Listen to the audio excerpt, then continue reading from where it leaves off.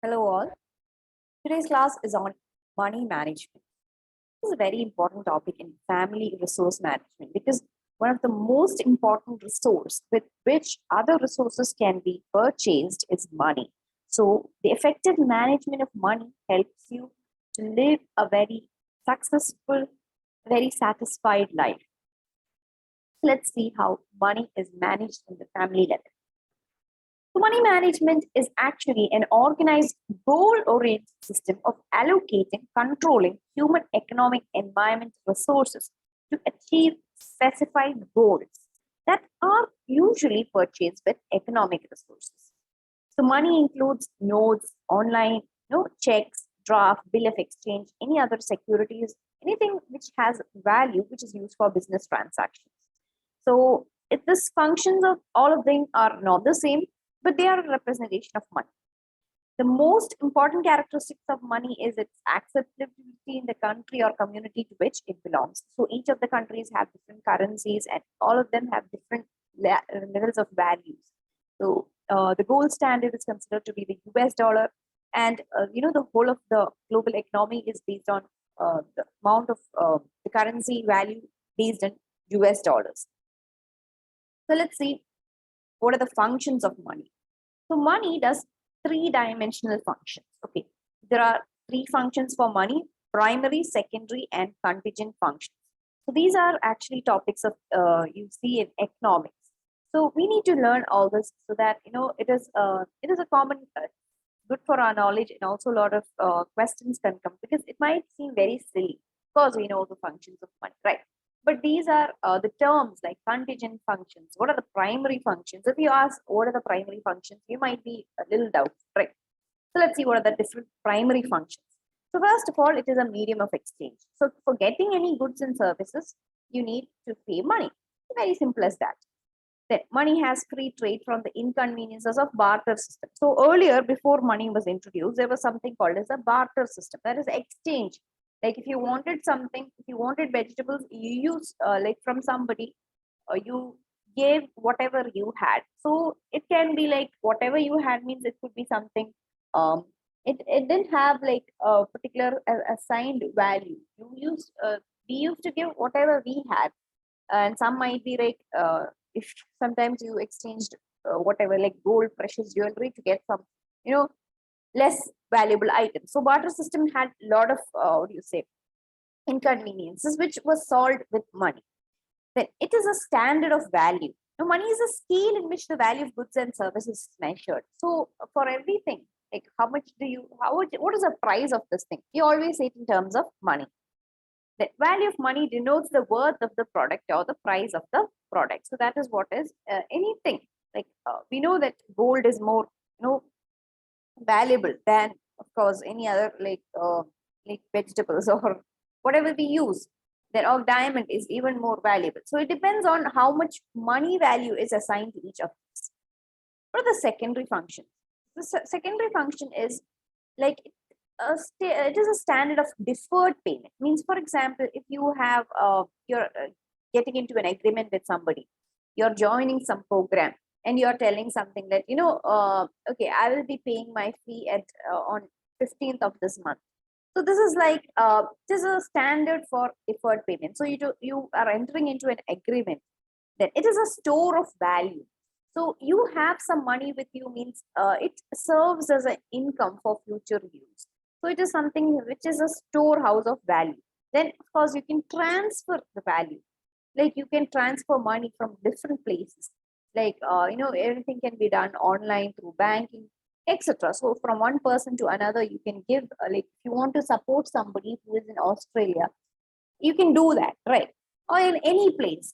So this is like you can transfer from one place to another without any inconvenience.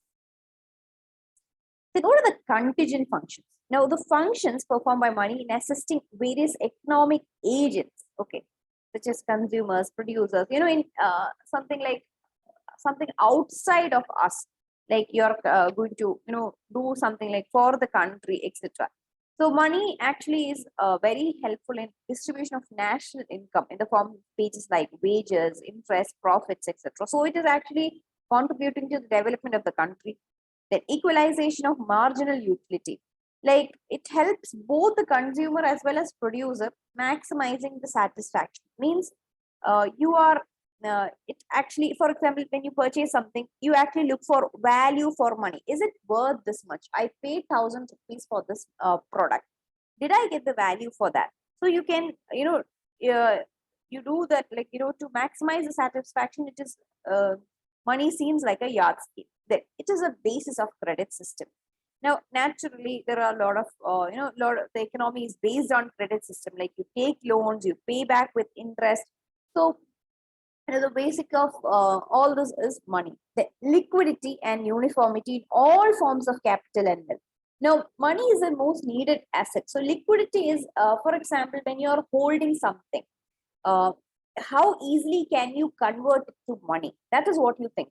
For example, you have bought a house somewhere in a remote island. Now, what is the liquidity of it? Liquidity means how easily can you convert it to money? Like it, if you have purchased a house in a very remote area, it might be hard to sell it and quickly convert it to money. But in the case of other things like buying shares or gold, etc., you can you can convert it to money very easily. So money is the most needed asset, because for example, if you have an emergency and you need a lot of money, like if you need like 50 lakhs for some medical emergency or something, and what do? Like you can either borrow from somebody, or you already have assets, you kind of liquidify it. Or for example, if you have a house um, somewhere and you can just sell it, but liquidity means how easily you can convert it. Now let's see the term family income. A family income can be defined as money or purchasing power earned by family members during a specific period of time, plus the goods and services received or created in that time by the family.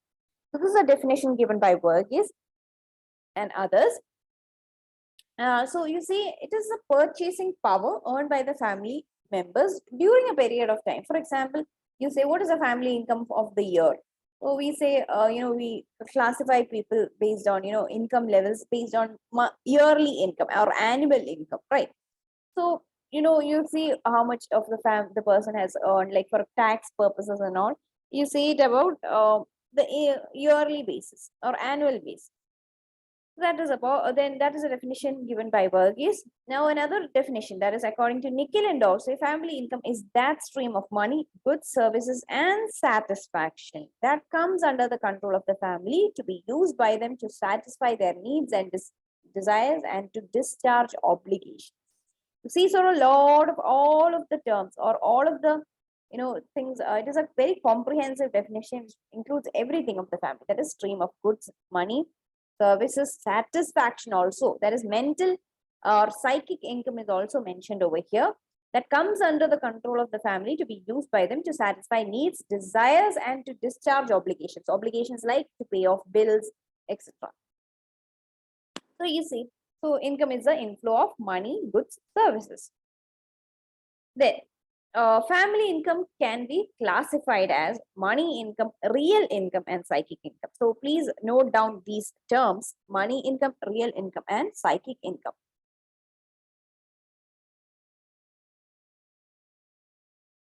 So we need to manage money, right? Because a lot of it, like it's of course not a what do you say?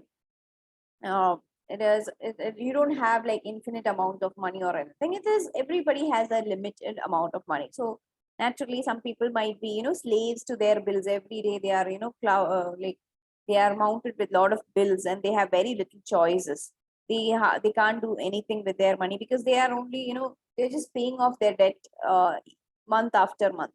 So if there is any unexpected illness, accident, irresponsible acts of any family member, untimely death, or any natural calamity like flood, earthquake, etc., you need a lot of money is required. So financial troubles can be really bad. So this is why you need to really uh, manage money. So let's see the different types of money. So we have discussed that there are three types of income: money income, real income, and psychic income. So what is money income? Money income is all the cash in the like how you get whatever you get as cash, like your yearly or your monthly salary. It could be your daily wages, weekly wages, whatever. It is available in the form of a currency, bank draft, or check. So it comes as money. So money income is tangible. You can measure it. It is used for purchasing goods and services for the family. Like salary, it can come from salary, rent, bonus, profits, wages, cash gifts, dividends, interest from bank, pension, investments, etc. The next one is real income. So real income is actually not in terms of money as such. It is a streams of goods and services available for a family for a period of time. Like it can be, property. You can even have the skills, efforts, ability, all this, and even community facility. Whatever we are able to use, for example, if you have a nearby park, that is also, or the road that we use, or your vehicle, you use your car, whatever we use are called as real income. It can be property, it can be your skills. If you have very beautiful singing skills, you're a good singer, you can use that for your for income generation, right?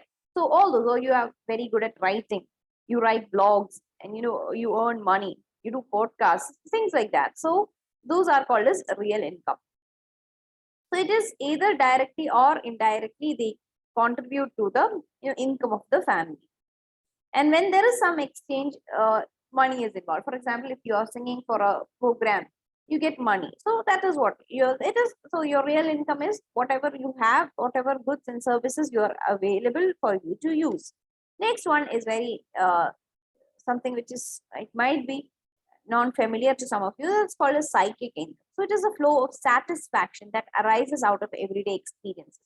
So this is like by when you use your money and real income, the satisfaction, it is something from your mind. It is completely subjective. It is intangible. You cannot measure it. It is different for different people. Some people might have a lot of money and feel very dissatisfied, feel that they don't have anything. They feel sad, angry, frustrated. But some people might be having very little and be very satisfied with life. So that is about psychic income. So it depends on a lot of things, like how you use your money, how the what all you have, what all you are able to buy it, and how good you feel about it.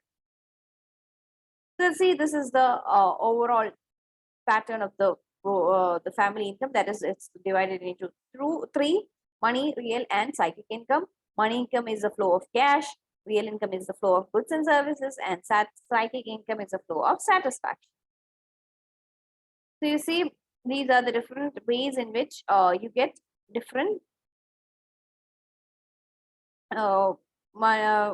like there are like direct and indirect. So family income can also be like direct and indirect. So a direct income is like when you have when you directly get the money, like when you are using the family assets, getting salary, getting like whatever you get as money or currency, checks, etc., are called as direct income. Then indirect income is like when you use like when you are getting something in product, like what do you say, barter system, you're exchanging something for something else. When you buy goods and services, fringe benefits, like for example, when you are employed in a company, you get incentives, right? You get like medical insurance as free, or food and accommodation. Those are called as fringe benefits, whatever you get extra. So it is like indirectly. What are the factors affecting income of a family? A lot of factors are there. How much money you have, how you spend, what is your psychic income, etc. So this depends on different factors. Like one is skills and talents. If a person has many certain particular talent, like for example tailoring skills, then he or she can start a boutique, baking classes, like if you are a good baker. So this is like, so it depends, like it gives you more income, right? You are more skilled than talented, naturally it gives you more there are chances for you to make more income. Then time and energy, how much time do you have, so that you can supplement his income. Supplement means do something. For example, if you are already having a salary or a wage, you can supplement your income by other things, like going for part-time jobs, taking tuitions, or any other extra things. Interest in job, So higher interest in job increases efficiency, which turn helps in career advancement. The more interest, if you do something very willingly, very happily, you get more benefits out of it. The location of home, you know, compared to cosmopolitan cities or urban areas, living in rural areas means it gives you little lesser opportunities. But nowadays, it's not much of a difference, like with online facilities and all, because the COVID situation has brought a lot of advantages, because online facilities have come. This location of home is the even then, going for physical work, naturally, location of home is a factor. Then investment as assets. The more a person invests, the more interest can be earned, or more money can be generated. For example, you can invest in different schemes, which we will be discussing soon. So, like, whatever income you have, that's also, investments that you have, that is, or how many assets did you purchase. So let's see what are the steps in successful finance management. So Nikhil, Rice, and Tucker in 1976 have given 10 steps in management of income. So let's see what are the different steps. First is define success in terms of overall goals for living. For example, for any family, there might be, how do you define success, or how do you define what is the standard of living or goal of living? What all do you need? First of all, you need to define that. For any family, they will have, like, okay, we need to buy such a house in this locality. We need to have one car or a vehicle, whatever it is. We need to, send our children to this school. So these might be the success or the goals of living. The next one is identify objectives and sub goals. Now, after you have identified the main goals in life, then go to the sub goals. Like what do you say?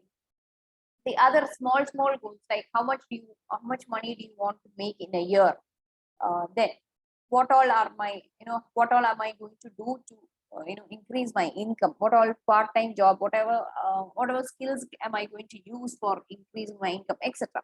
Then establish priorities and timings for the objectives. So when do you want to buy my, just a married couple who's starting to begin their family, the planning of their income, etc. They might find it really useful to know these things. Like, first of all, establish priorities and timings for the objective. So should I go for the international foreign trip, or should I say just save it for my new car? So these are the different things, like priorities. What all do you need? Like, is it very important that I need to go for this trip, or should I save my money and use it to buy a car? Or should I buy a better beautiful home theater system, or instead can I just use it for, or just save it, like that. Now, estimate the cost of objectives. What are the cost? Okay, how much money do I, if I have to buy a washing machine, or buy some refrigerator, how much money is required? So you need to estimate the cost of all this. Then analyze your financial resources. How much money do you have? Like, not just in the terms of salary, what all assets you have. Have you invested in shares, debentures, or any other mutual funds, etc.? How much, what is your overall asset? Then formulate a plan of action. So if you are planning to build a house, from where all you are going to get your funding? Then organize all efforts, from different parts, like all the family members can contribute. Like, okay, the wife can take up some tuitions or anything, the daughter can contribute, etc. Control the activities. Make a natural, like, give checks, or like checking means for example, when you are spending, you have a budget plan. So when you are going out and all, you can check on or adjust some things, like minimize your spending. Like, when you're going for shopping, don't go for impulse buying, etc. Or even eating outside, you can decrease the frequency of which, such things. Then keep adequate records, keep the bills, keep record of how much you have spent. Then evaluate regularly. Am I going according to my plan, or will I be able to buy this thing at the end of the month? Will I be able to save this much money? Such things are evaluating regularly. Now let's see what is the importance of supplementing family. So in insufficient income is so great because a lot of families fall within the poverty line because of naturally less income, right? Because there are a lot of problems like inflation. Every day the prices are going up. Most of the things are it is not like within 1 year itself the prices have gone up for everything, for every commodity. So naturally you need to take up certain other things also. Sometimes what happens is the income might stays the same, but the expenditure is so high. So you can take up some subsidiary occupations, that will augment or increase or supplement your main income, like making activities like making craft articles, buying it, I mean selling it like jewelry, then recycling. You can even like reuse certain things, recycle certain things, like you can making bags from old clothes or any other things, then you can sell it. Then poultry farming, then any other things, extra things you can do. Then you can write for magazines, or do podcasts, make YouTube is a good option nowadays, and a lot of other opportunities are also available so that you can make extra money. Now let's see how a family handles money. So choice of method of handling money is like there are 5 different ways. So let's see: finance, family finance or budget plan, allowance method, equal salary method, 50-50 system, and the handout method. So let's see each of them. What is the family finance method? Now this is the method of using income as planned and shared family project. So this is like the first method in which it is a planned and shared family products. It means both the husband and the wife does this in the cooperative manner. Like especially in the early stages of the family life cycle, they do is they share jointly in planning the distribution of income to expenditure patterns. So first of all, they will come into conclusion. I am going to make this much, like my salary is this much. I'm going to make this much money. We can do, when the children, we can purchase these many things. These are our goals. By the end of this year, we'll buy this, like that. So when the children become old, they also can, share along with this thing. So this method is based on a very good understanding between the husband and the wife. All the goals of the family needs are analyzed clearly, and then the decisions are made. So they will have a proper plan, like where all our children need to study, what all are we going to buy at the end of the year, etc. So the income is allotted to different activities depending on the goal priorities of the family. Then now the next method is allowance or apportionment method. So in this, what happens is, like at the end of, means maybe in a month, like they might just keep money aside. For example, the husband might give, for example, if a husband has, he's planning to spend 30,000 for a month, and he might give 10,000 for food expenditure, then this much for fees of the students, I mean fees of children, then this much amount of money for other activities, etc. So in the beginning itself, they will allocate or allow a portion for particular different things, like this is for insurance, this is for rent, etc. So this is like used by business or professional groups with irregular income, because they might not have particular income every day. So if they allocate it, they will be in safe way, because if it is possible that if if a particular amount of money is not given, I mean they are not getting enough money, it might be insufficient. Now the next one is equal salary method. In this method, all the expenses of the family are paid from the total income. Like all the income is pooled, and what first of all the expenditure is met. So that is after with the total income. For example, if the husband is getting 50,000 and the wife is getting 60,000, the amount of the salary is equally pooled, and all the expenditures, for example, the rent, the school fees, then water bill, electricity bill, all the expenditures are paid, and then whatever is left is equally divided between the husband and wife. Okay. In this system, usually the total income is very big, and there might be really surplus sum remaining at the end also. So after the all the expenses, maybe they will get 60,000 rupees is the they have spent, like they have a total of 1 lakh 10,000 rupees as total salary. Okay, and then they are going to divide, or they're going to pay off all the expenditure in the family, and they, for example, 60,000 is the expenditure, and then they will have a 50,000, right? So they, that 50,000 will be divided equally among the husband and the wife, like 25 25. So this is usually where the wife is having some independent income. The next one is 50-50 system.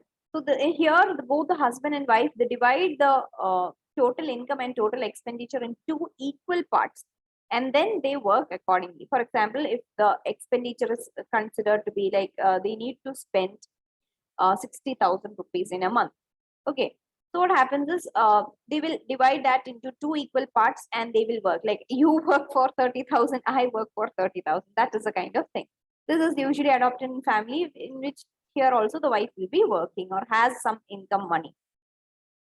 So husband will assume the responsibility for half of the total expenditure and pays from his income. So similarly, even the wife also pays half expenditure from her income. So both of them will have equal contribution. That is why it is called 50-50 system. The next one is handout method.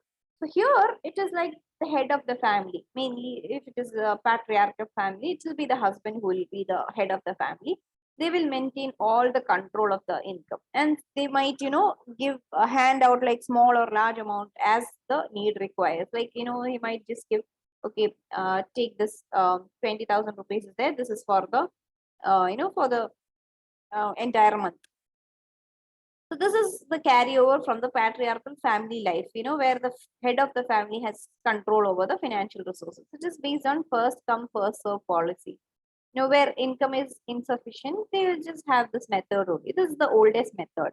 Like the husband will give, okay, this much amount of money is given, and you, whatever you can do, whatever you need, like whatever for the requirements, all those things you need to satisfy with this amount of money. That is the handout method. So let's see how you can effectively manage family income. So what is the basis of management in money? When it comes to money, budgeting is everything. So budget is a plan for spending and saving money within a given income for a specific period of time. So it is just planning for future or forthcoming income. So after the income is received, the plan is implemented and reviewed regularly. Okay. So this is also, we'll see that is the different budgeting depends on the expenditure or the income and expenditure of the family. So what are the different factors that affect the expenditure of a family? Naturally, you spend according to your income. So you see that in low income groups there is a problem that a major portion of the income is spent on food, whereas in high income groups only 50% of their money is spent on food. So this is a common, it is a very important law in economics. That is, in low income groups, percentage, you see, it's not the amount of money, it is the percentage of money. Okay, the portion of money, because they have very little amount of money, so most of them is for basic needs. So most of their income goes for basic needs. So as the money increases, less portion, not amount, sorry, less proportion or less percentage of money is allocated for food. Then family sizes, of course, as family size increases, expenditure increases. Family composition, it depends on what type of family. Like if it is a beginning family, it's just the husband and wife, means they will have less amount of expenditure. If it is a expanding family, there are many children, the education, clothes, etc. So naturally, the type of money, the expenditure is also different. And in this contracting stage, that is all the children are married off, the husband and wife is living retired life, they will have more of medical expenses, etc. Then family status, what family, where do you live, what is the kind of standard that you want to live in, how much you want to pay for designer clothes, entertainment, luxury items, etc. Then type of family, joint family, money is saved for like rent and all, you don't need to go and like child care and all, you don't need any other person, because already you are living with your parents or in-laws, so child care and all is taken care of. Then family values, what do you value, like do you want to buy more of books or clothes for your children? It depends. Then location, where do you live, like if it is a very remote area, you need to spend more for transportation. Then skill, knowledge, interest to save. So a person who's having a good money management skills or interest can of course reduce the expenditure. Then access to community facilities. For example, instead of buying books, if you have a good library nearby, you have access to it, naturally you can save a lot of money. Then using public transport, etc. So let's see how a budget is prepared. So what is the importance of budgeting? So we said that crux of money management is having a good proper budget. So budget will act as a very intelligent guide to spending. It helps have an overall view of how much income they have. They facilitate irregular incomes. For example, like if the person is having not a salary, etc., they have irregular income, like a daily wage earner. Sometimes if it is raining or anything, they won't have jobs. So they naturally, if you have a budget, you can adjust all those. That they help to discuss their needs and set priorities. It helps out to cut unnecessary expenditure. Helps one to be free from any loans or debts. Then you can live within your income. You don't have to borrow it from somebody. Then helps in conscious decision making. Relieves the family members from worries of future. You don't have to be worried. Oh, how much will I get, etc. First it forces one to decide what one most uh, like what you to set priorities in life, and it also provides for future saving. So the basic of budgeting is earn more and cut down the expenditure. So how can you cut down expenditure? Don't waste food, cut down on eating outside, check extra expenditure on electricity, water, etc. Do the ironing and washing at home instead of going to the ironing shop or washing laundry. Then economic use of things like stationery, the use of public transport, use of cycle instead of a rickshaw if you want, then use of public library, looking for sales. For example, you can purchase items when it is on sale, but you have to be planned like over like before itself. There are there are certain times of the season when there will be clearance sale, or you can see the end of season sale or end of season sale will be there. So all those times can be utilized, like the big billion days. Many things are there online and offline. We have a lot of things, so you can purchase all your needed items, and then there is a sale going on. Then shop in one trip instead of going one multiple times in a week. You can just go for one day, go do the shopping, come back, and save it. Because then avoid impulsive buy, don't go to shops unnecessarily, allocate funds to items which are not necessary. You can be make a flexible plan, etc. Really, your budget should be always realistic. It is like it should not be like I'm going to save all my salary. It's not possible. So you need to consider a lot of things like long range goals, possible emergencies. You don't know, you can't completely, money is not completely controlled by us, because sometimes just an accident or a medical emergency can ruin all your plans. So you need to consider all that also. Then repayment of dues, bills, debts, etc. Then commitments like mortgage payments, taxes, that should also be considered. Then your living expenses like food, clothing, allowance, transportation should be considered. Then other miscellaneous overlooked items, unexpected expenses, like you have a family, a relative's marriage is coming, or an extra spending, any place like festivals are coming. So there is a scope for extra spending. Then satisfaction of near future goals, like certain goals like going for a trip or anything. All those things should be considered when you're preparing a budget. You can't just think that, okay, I'm going to save all my money and build a house. No, that is not going to work, because there are going to be a lot of expenses. So what are the different steps in preparing the budget? So first one is list the commodities and services needed by the family throughout the budget period. For example, you are going to prepare a budget for a year. First, you're going to list all the commodities like food, clothing, how many dresses are you going to buy in a year? All those things you can list out. Then estimate the cost of the desired item. So how much are you going to spend for money? I mean, so spend for clothing. How much are you going to spend for food? How much are you going to spend for, rent, etc. Then, past records can be helpful. Like earlier, like last year, how much did I spend for this? So you will get an idea how much you need to allocate. Then estimate and the total expected income. So how much income will you get in a year? Like what is your salary going to be? How much are you going to earn for your, extra things, etc. So you estimate all of that. Then set aside a definite sum for emergency. So, like apart from the expenditure and anything, like all your expenses, you need to set aside some money as emergency fund, like for goal-oriented savings, insurance, etc. Then bring the expected income and an expenditure in balance, and then check the plan if it is realistic. So first, you need to list out all those things, estimate how much is how much income you have, how much expenditure you'll have, set aside some money for emergency, and then you have to bring a balance between the income and your expenditure and check if it is really realistic. Am I able to do it, etc. So these are the different plans, I mean preparing the budget, the steps in preparing a budget.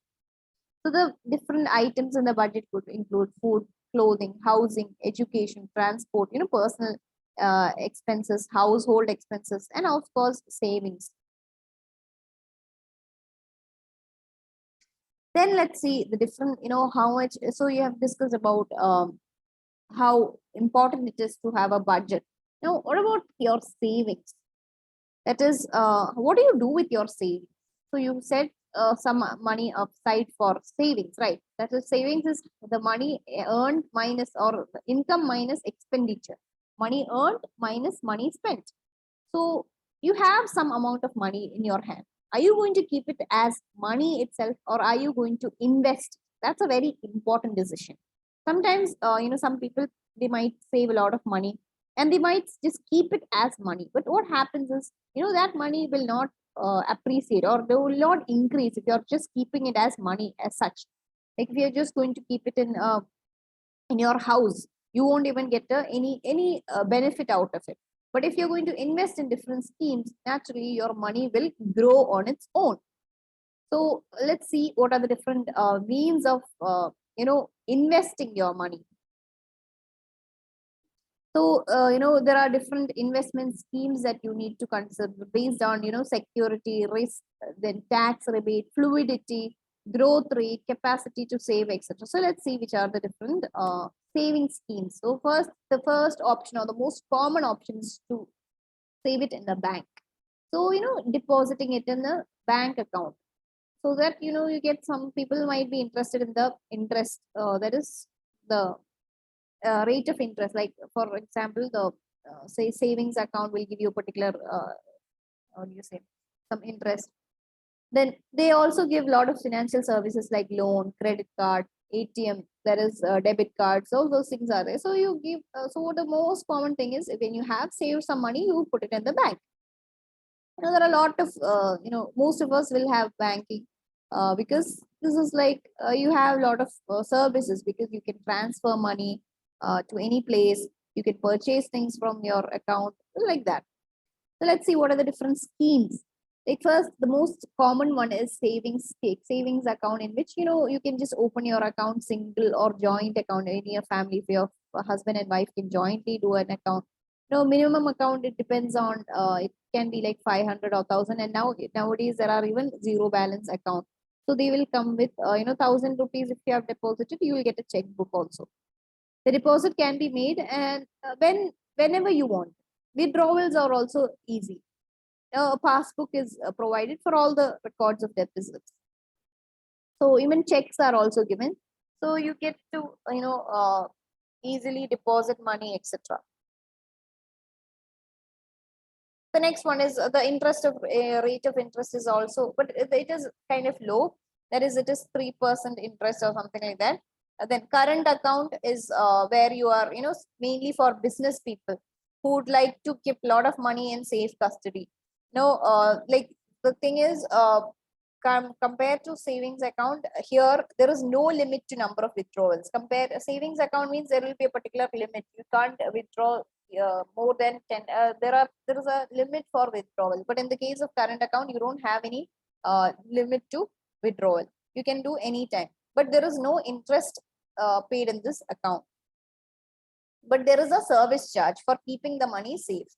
The fixed deposit account is like when you're keeping a particular amount of money, a lump sum of money for a particular period of time, maybe like 5 years or 10 years, etc. And then you will get a, maybe 8% or 12% of interest on that particular money, but you're not allowed to take out that money. The recurring deposit is like when you have like salaried people, you can, deposit a particular amount of money every month or every, period of time. So that is what is, so a fixed amount of money is deposited every month. That is what is, and after that, a particular period of time, you get some amount of money. Then post office also, there are a lot of different schemes like post office savings account. Post office, the most benefit is that it is found in even the very remote areas. Any area you can see there are post office, like bank. Unlike banks, post offices are seen everywhere. So they also give a lot of facilities nowadays, like ATM card, then checkbook facilities, etc. And rate of interest is also good. Then there are different schemes, just like the bank schemes. There are post office recurring deposit scheme, national savings certificates, etc. Like it can be like, you can purchase different certificates in different denominations, etc.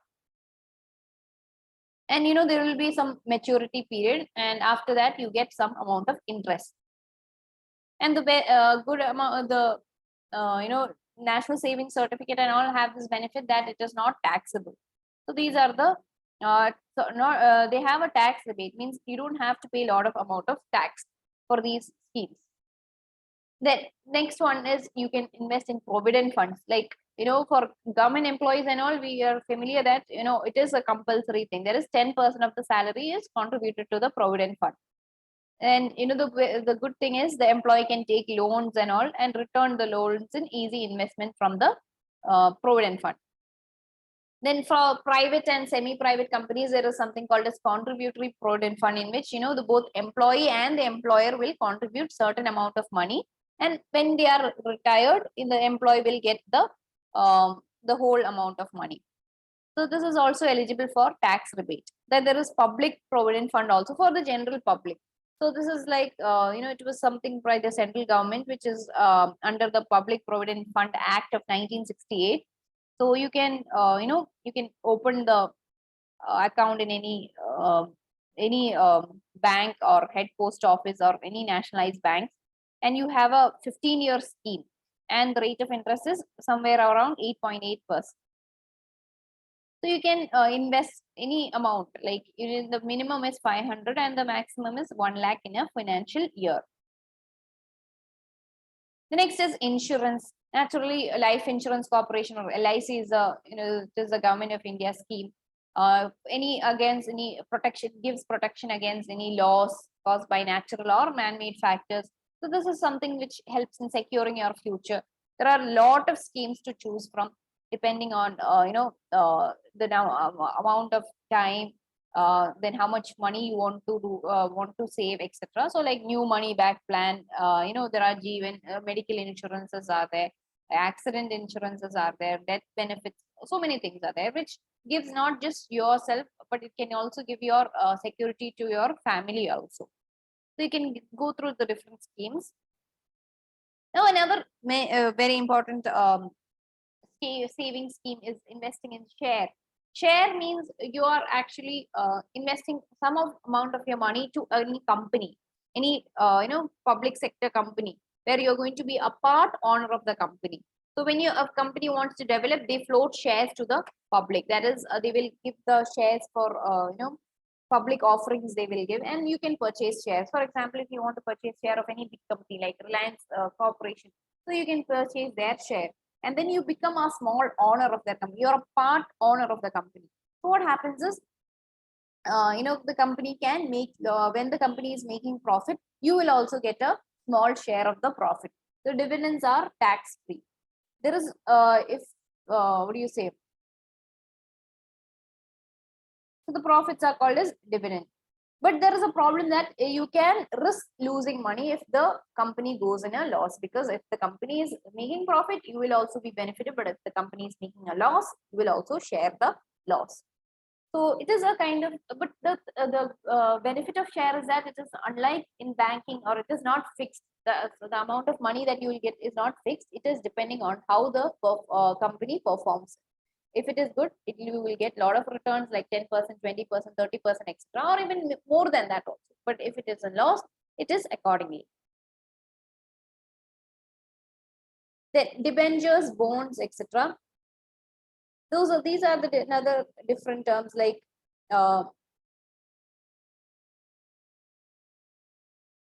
debenture is something like you are being a creditor to the company who loans funds to the company. So it's unlike shares. It's like you are buying some amount of money, or you're giving some amount of money of yours to the company, and you will get a fixed rate of interest every month, every year. You will get a fixed amount of money to your account. That is called as debenture. It is not like shares. Shares means it is the amount of money that you get will change. But in the case of debenture, it is fixed. Then bonds are also debentures which are issued by the government or the government company. And after closing of the company, or you are going to get some amount of money. Then chit funds. This is also somewhere like chitti. You say there is like you are going to a group of people will join as a committee, and they will agree to contribute a fixed amount of money every month, and then they are taken out once every month, and uh, some people like you get some amount of money, like you get a lump sum of money when you need it. That is a chit funds. Then unit trusts are also there. It is like it is like it pools different money from different investors, okay, together to a single fund, and then it is used for purchasing of stocks, bonds, etc. That is, unit trusts are like you have like you purchase a particular unit, and then that amount is used for purchasing shares of stocks, etc. And then the company who manages the fund will make the buying decision, like how much unit or how much shares are we going to buy, etc. The next one is mutual funds. Mutual fund is just like shares, only difference is that you're going to purchase a scheme, or like you're going to like pool the different resources. You're going to, for example, you are going to purchase a mutual from SBI or any other bank. You will just give a particular amount of money, maybe say 10,000 rupees. You're going to invest in mutual funds. So that mutual fund person will decide what all shares to buy, and they will have like a package where they will purchase different schemes or purchase different stocks from different areas, and then that amount is going to be yours, or you will get benefited by the profits. So can be like different. You can buy. The mutual funds will be spread across different section of industries. Maybe different companies can be bought. The different shares of different companies, like even a pharmaceutical company, real estate company, banking sector. All those things can be combined together. You just have to pay the mutual fund coordinator or whoever is in charge of your mutual fund. So this is also just like shares. It will also has its own risk, because it can be either loss or a profit. So it depends on how much research you do. Before, you have to do good research before you invest in shares, mutual funds, etc. So these are the different schemes in which you can invest your money in. So these are the different money management. So please go through it.